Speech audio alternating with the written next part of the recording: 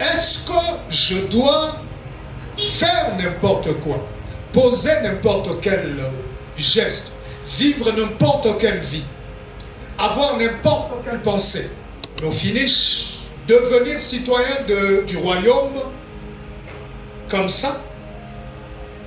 Où existe-t-il les préalables? Ce que nous avions parlé le dimanche passé, nous avions effleuré le dimanche passé, que nous parlerons profondément le dimanche qui viendra, les protocoles mis en place, les conditions.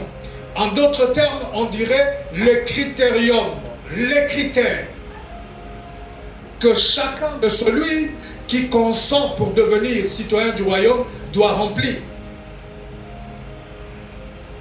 Le dimanche passé, nous avions commencé par dire certaines choses que je voudrais marteler encore ce matin. Parce que nous ne parlerons pas assez de cela. Comment fait-on pour être citoyen du royaume? Avant de comprendre cela dans le royaume des dieux, je voudrais ramener encore la base que j'ai toujours placée, Maïnaloba, plus d'une fois en parlant de ça, que tant Toza Koloba sur le royaume des cieux, Toza Kolobela te mboka moko eza quelque part, mais Toza Kolobela réalité moko boyi. O ezali komona na miso ya batote, mais o ezali penza. Lorsque nous parlons du royaume des cieux, nous ne parlons pas d'un territoire, nous ne parlons pas d'un pays, mais nous parlons d'une réalité spirituelle, invisible, mais présente et permanente, dans laquelle vivent ceux qui croient en Dieu, dans la présence de Dieu.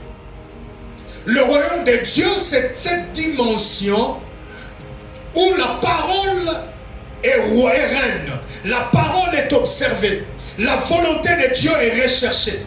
Le plaisir de Dieu est au centre de tout acte, de toute pensée. Le royaume de Dieu, c'est quand les hommes meurent en eux-mêmes. Lorsque quelqu'un meurt en lui-même, le moi en lui est mort. Et qu'il doit commencer à faire vivre Christ au travers de sa vie, alors là, la personne est entrée dans le royaume et dans la dimension du royaume. La dimension du royaume, c'est la dimension où la volonté personnelle n'existe plus. La dimension où l'égoïsme n'existe plus. La dimension où l'orgueil n'existe plus. La dimension où l'humilité pour faire passer Dieu avant tout et devant tout.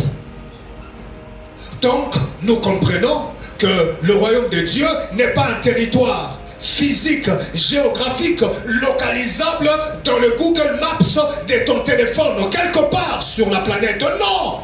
Mais c'est une réalité spirituelle. Alors la question que je poserai, où se trouve cette réalité spirituelle?